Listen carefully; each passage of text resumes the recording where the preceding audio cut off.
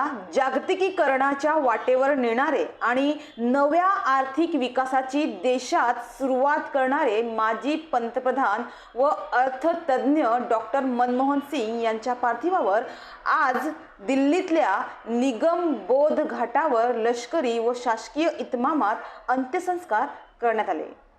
भारताचे माजी पंतप्रधान डॉक्टर मनमोहन सिंग यांच्या पार्थिवावर दिल्लीच्या निगमबोध घाटावर शासकीय इतमामात अंत्यसंस्कार करण्यात आले। त्यांच्या कुटुंबियांच्या हस्ते त्यांच्या पार्थिवाला आज दुपारी 1च्या सुमारास मुखाग्नी दिला गेला।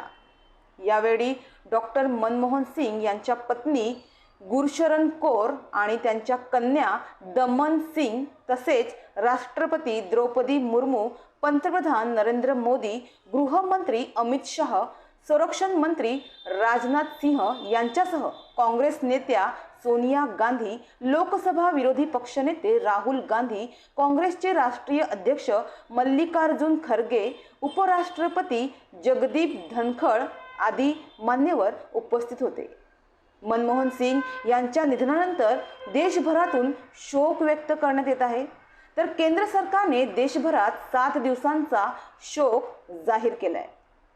वाराणसीत शुक्रवारी संध्याकाळी डॉक्टर मनमोहन सिंग यांना आदरांजली देण्यासाठी गंगा आरती करण्यात आली, तर आज शनिवारी डॉक्टर मनमोहन सिंग यांच्या पार्थिवावर दिल्लीतल्या निगम बोध घाटावर अंत्यसंस्काराचे विधी करण्यात आले।